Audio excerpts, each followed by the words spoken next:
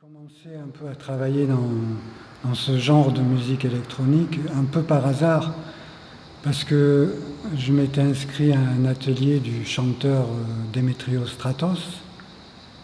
Je ne pourrais pas expliquer pourquoi je me suis inscrit à cet atelier, vu que je n'ai jamais voulu devenir chanteur, mais c'était quelque chose qui m'attirait, je ne sais pour quelle raison. Enfin, petit à petit, les raisons se sont... J'ai fini par comprendre les raisons, mais ça m'a pris des dizaines d'années. Mais Stratos est mort quelques jours avant de donner cet atelier. Et il a été remplacé par Takehisa Kosugi, qui est un compositeur japonais, collaborateur de John Cage et de David Tudor, et qui a succédé à David Tudor comme directeur musical de la Merce Cunningham Dance Company. Mais à cette époque-là, je ne connaissais pas du tout Kosugi. Je connaissais un peu la musique de Cage et j'avais vaguement entendu parler de David Tudor, donc je ne me suis pas rendu immédiatement à l'atelier de Kosugi parce que je ne savais pas ce qu'il faisait. Et je l'ai rencontré 2-3 fois dans les escaliers et j'ai trouvé qu'il y avait quelque chose dans son attitude qui m'attirait. Donc le lendemain, je suis allé dans son atelier et il jouait avec des appareils électroniques de sa propre conception. Et ça, j'ai trouvé ça merveilleux parce que je n'avais aucun goût pour la technologie ni pour l'informatique. À cette époque-là, il n'y avait pas beaucoup d'informatique, mais par exemple, je n'ai jamais été intéressé ni par les synthétiseurs, ni par les sampleurs, par ce genre de choses. Et Kosugi faisait tout à fait autre chose. Alors, et à la suite de cet atelier, je me suis plongé dans cette sorte de musique. Je suis devenu très ami avec Kosugi. On s'est rencontrés après les ateliers à Paris. On a travaillé ensemble. J'ai participé à un de ses concerts à New York. J'ai été au Japon avec lui. Et entre-temps, grâce à Kosugi en tout cas, j'ai pu rencontrer plusieurs fois David Tudor et commencer à écouter sa musique. Voilà, et à partir de là, j'ai élaboré mon propre style de musique. Mais c'était pas du tout prémédité. Il n'y a jamais eu de... Ça s'est passé vraiment comme ça, par inadvertance.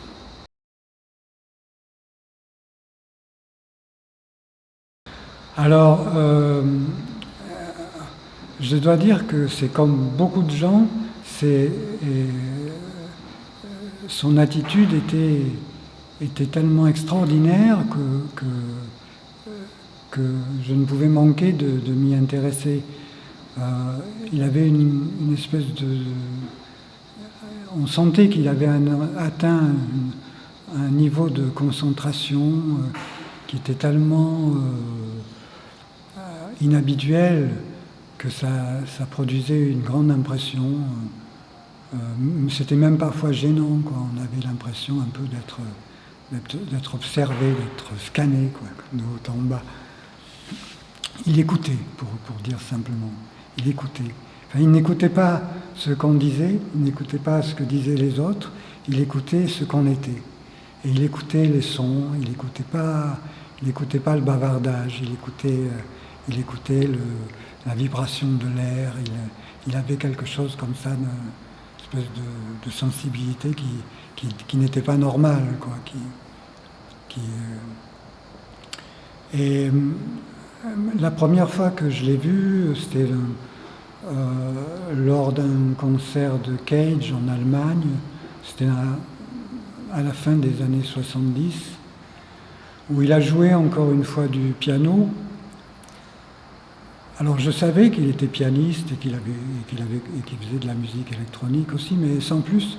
Mais son attitude au piano était tellement stupéfiante que j'en ai encore les souvenirs. J'avais vu beaucoup de pianistes jouer, mais son style était complètement n'avait rien à voir avec les virtuoses habituels. Il y avait une espèce d'économie de gestes. Et ensuite, je l'ai vu jouer de la musique électronique pour la première fois dans un théâtre. Je pense que c'était à Rouen ou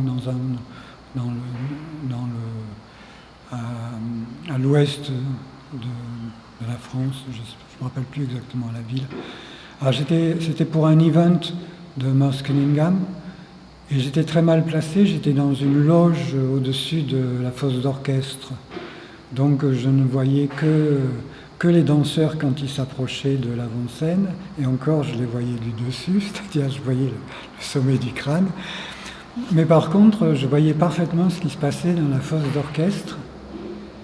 Et à cette époque-là, Tudor jouait avec une espèce d'araignée, une araignée qu'il avait achetée dans un magasin de farce et attrape près du centre Pompidou, m'avait dit Kosugi, je crois, et sur lequel il avait fixé un micro de contact, et il grattait les pattes de l'araignée, ça faisait des sons absolument extraordinaires, qui m'ont fasciné. Et il faisait ça avec comme s'il jouait du piano, quoi. Il n'y avait pas de différence. C'était la même rigueur, on sentait qu'il y avait toute cette discipline derrière. Et ça m'avait beaucoup impressionné. Et d'ailleurs, en retravaillant, donc 40 ans après, à la préparation de la performance que je vais faire aujourd'hui, ces sons me sont revenus à l'esprit, et c'est pour ça que j'ai eu envie de reconstruire ces espèces d'instruments avec les morceaux de feuillard qui pendent comme ça, parce qu'ils ressemblent beaucoup au son que reproduisait cette araignée, qui n'était pas ce n'était pas qu'un jeu dans son travail, parce que plus tard, dans les années 80, il a fait toute une série de pièces qui s'appelait Web. Web, autant que je sache, c'est issu où on parle, il y a une relation avec l'araignée. Et d'après ce que j'ai compris, bien qu'on ne les reconnaisse pas, il a utilisé cette araignée en métal qu'il avait acheté à Paris pour fabriquer certains de ses sons.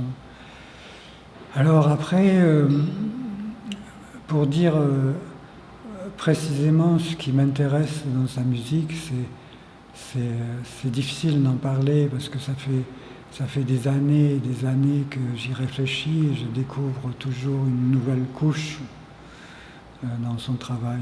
Je crois que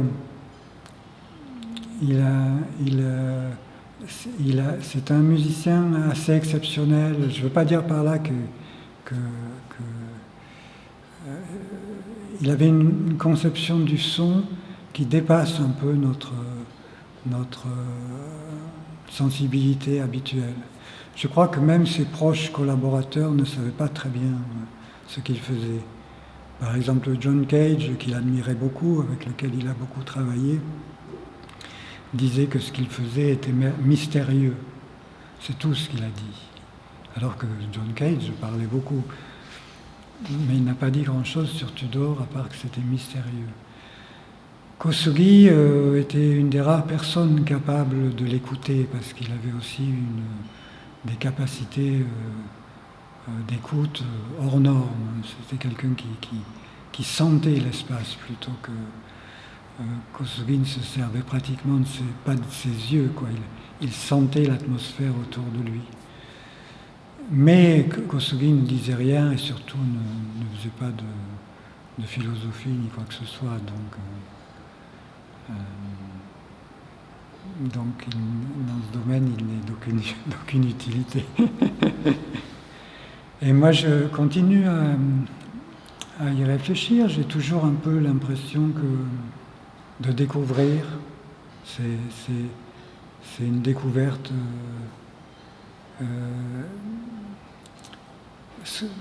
Moi, ce que j'ai appris, c'est à ne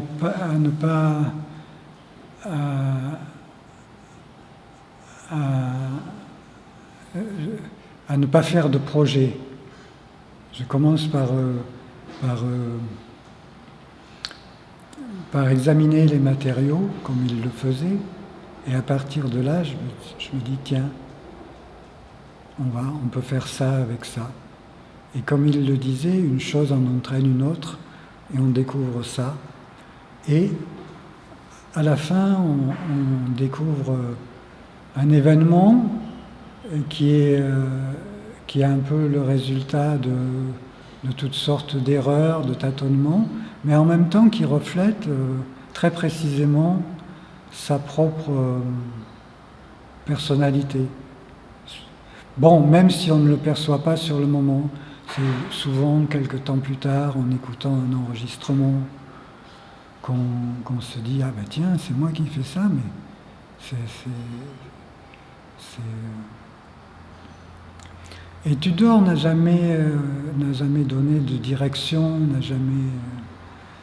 par exemple, pour cette pièce, Rainforest ou Forest Speech, il y a un quart de page d'indications qui sont d'ailleurs d'aucune utilité, enfin parce que ce sont des fausses pistes, quoi. Il ne supportait absolument pas qu'on essaye de faire ce qu'il faisait, et donc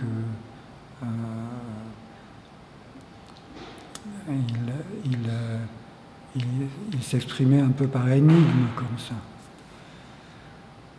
Et il faut apprendre ça, il faut apprendre ça. Ce qui fait que je n'ai je ne me dis pas, j'ai pas peur d'être influencé, ça ne me gêne pas, ce n'est pas un poids. Quand j'écoute ce que je fais, c'est complètement différent de ce qu'il a fait. Pas complètement différent, il y a des choses où on voit bien la relation, mais c'est pas sa musique, c'est la mienne. Il n'y a pas de... ça ne me pose aucun problème, quoi. Ce ne sont pas des imitations, absolument pas. Et c'était... Il n'y a aucune pression de cet ordre.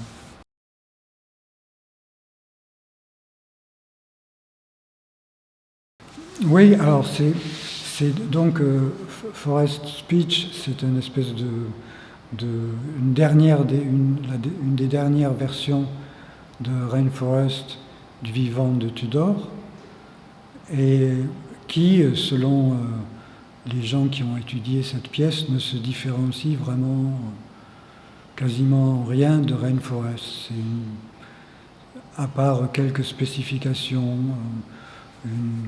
disons des matériaux un peu différents de ceux qui sont utilisés dans Rainforest, mais c'est le même principe, il n'y a pas vraiment de différence fondamentale. Alors après, je pense qu'on peut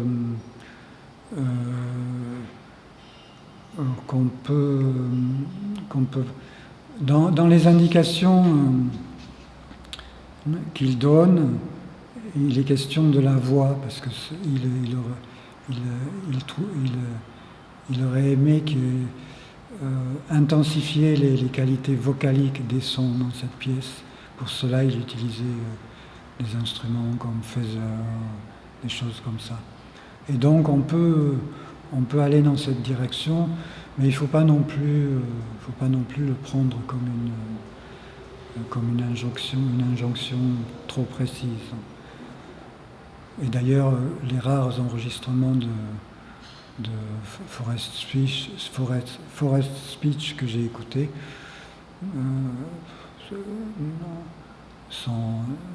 ne se différencient guère des autres enregistrements de Rainforest.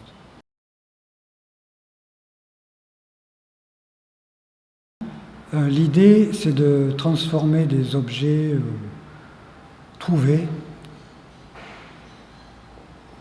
ou comme ça, des objets, en sorte de haut-parleurs. L'idée, pour lui, c'était d'avoir une espèce d'orchestre de haut-parleurs, parce qu'il trouvait que utiliser le haut-parleur seulement pour reproduire des sons déjà enregistrés, c'était une catastrophe, quoi. C'était pas intéressant.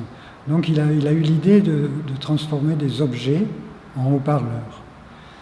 Et au moyen de transducteurs qui sont fixés sur les objets. Les transducteurs, ce sont en fait des haut-parleurs sans cône. Bon, je sais que pour les gens qui ne connaissent pas cet aspect technique, c'est un peu difficile à comprendre, mais ce sont des haut-parleurs qui ne produisent aucun son si on ne les met pas, si on ne les fixe pas sur des résonateurs. Et les résonateurs transforment les sons qu'ils reçoivent. Et ces sons transformés sont captés par des sortes de micros de contact, reamplifiés et dirigés vers des haut-parleurs traditionnels. C'est-à-dire que pour lui, il disait qu'il disait avoir mis le haut-parleur au milieu, au lieu de le mettre à la fin de la chaîne. Et c'était une notion importante pour lui, à laquelle il faut réfléchir. Il partait du milieu, ni du commencement, ni de la fin. J'utilise des enregistrements que j'ai choisis parmi des centaines d'heures, que j'ai choisis parce que, comme disait Tudor, Rainforest est une pièce intéressante parce que les objets nous disent ce qu'ils veulent entendre. Par exemple, les objets fonctionnent bien avec tel son et pas du tout avec un autre. Mais bon, on peut pas. Il y a plusieurs objets, là j'en utilise 4 pour la performance, et on ne peut pas tout le temps utiliser les mêmes sons. Donc j'ai préparé 6 pistes de sons différents, et que je peux passer de l'une à l'autre quand je veux. Je peux passer d'un objet à l'autre quand je veux. Je peux envoyer le son d'un objet à 4 haut-parleurs différents quand je veux. Et donc je joue avec ça. Quand j'ai envie d'amplifier telle chose parce que ça m'intéresse, je l'amplifie. Quand j'ai envie de supprimer certaines fréquences ou d'amplifier certaines fréquences, je fais que ça, quoi. Et sans projet défini, il n'y a pas de partition, ça peut durer des heures, ça peut durer 20 minutes, il peut y avoir des silences, il peut y avoir des superpositions. À un moment, les quatre objets peuvent fonctionner en même temps. Un son peut passer d'un objet à l'autre, des choses comme ça, c'est tout. Et je le fais, j'essaye. Bon, il y a des choses que j'aime bien et des choses que j'aime pas. Donc naturellement, je vais vers les choses que j'aime bien, mais au bout d'un moment, les choses que j'aime bien, à force de trop les aimer, elles ne m'intéressent plus beaucoup. Donc je passe à autre chose. Et puis de temps en temps, je dois réagir, parce que l'objet me renvoie une image complètement différente de ce qui était prévu, et avec quelquefois des distorsions qui sont difficiles à gérer, quoi, et donc je réagis à certains fonctionnements du système. Et quand le système est bien équilibré, bien réglé, et que je peux m'absenter mentalement, et que je laisse mon corps tourner les boutons, ça se passe assez bien. Mais avant d'arriver à cet état-là, il y a souvent une demi-heure ou une heure de tâtonnement. Et des fois, ça n'arrive pas, quoi. Des fois, on rame, comme on dit.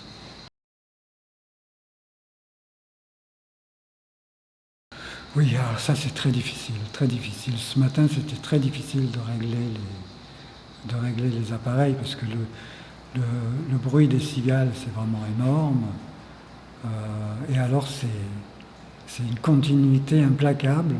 On a vraiment une base comme ça, et puis il n'y a rien à faire. Il y a un oiseau qui est venu chanter, ça c'était merveilleux. Alors, ils aiment, je ne sais pas si on verra ça ce soir, mais ce matin, visiblement, l'oiseau était intrigué par les sons, il s'est déplacé comme ça.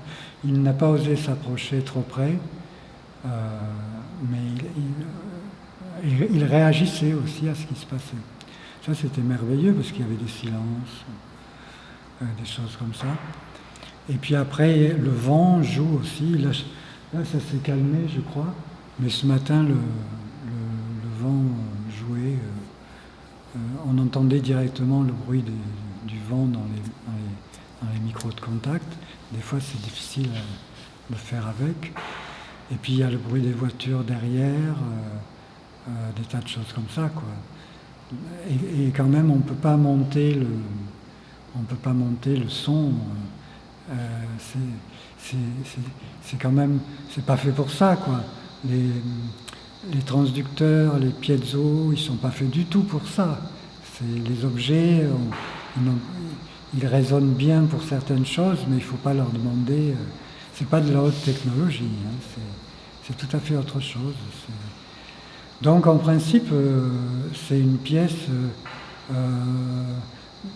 dans laquelle les sons sont à la limite de la perception souvent. Bien qu'après, plus tard, ils ont fait des performances dont le niveau sonore était beaucoup plus élevé. Mais au début, Tudor utilisait des haut-parleurs de 50 watts avec des transducteurs de 10 watts, des choses comme ça. Donc c'était quasiment imperceptible. Et là, on utilise des enceintes d'1 millier de watts. C'est pas normal, quoi. Et c'est nécessaire parce que s'il y a un peu de mouvement dans l'audience, ça se perd complètement, on verra. J'espère qu'il y aura des moments un peu où les gens écoutent un peu. Après, là ici, je ne sais pas quelle est la puissance de ces enceintes, mais les haut-parleurs sont à moins de la moitié, et le système est à moins de la moitié, et on entend parfaitement bien. Mais je crois aussi que Rainforest, c'est pas une pièce qui s'impose comme ça. C'est une pièce qu'il faut écouter vraiment, qu'il faut découvrir. Il faut faire attention. C'est une occasion d'exercer son sens de l'ouïe. C'est pas un objet qu'on vous donne comme ça et qui vous comble. C'est plutôt le contraire. C'est quelque chose qui réclame votre attention.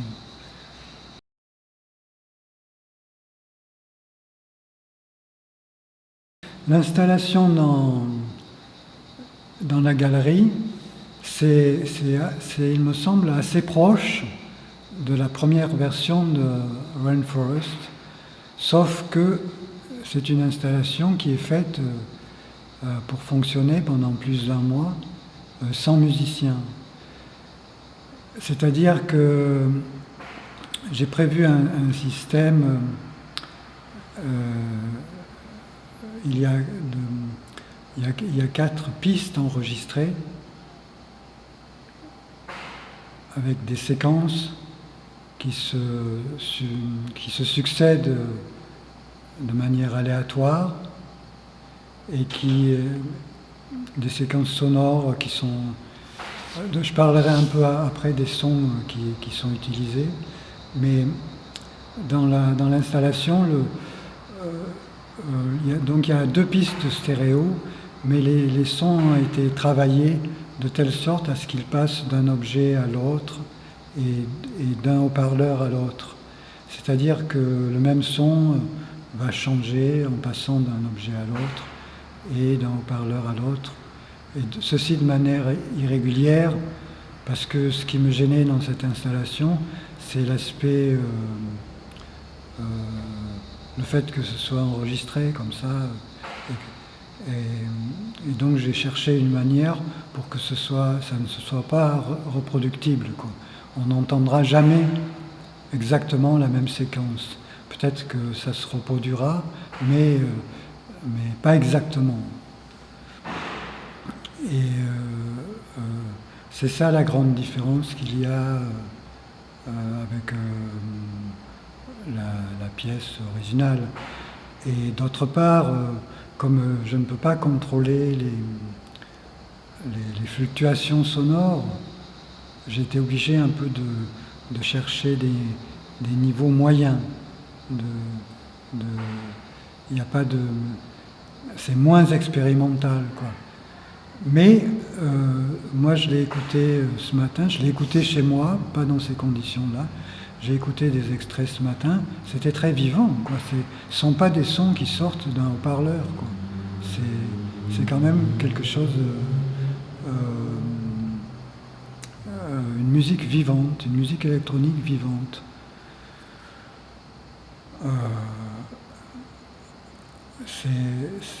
C'est pas simplement un enregistrement qu'on diffuse, quoi. Et ça, je suis assez content du résultat.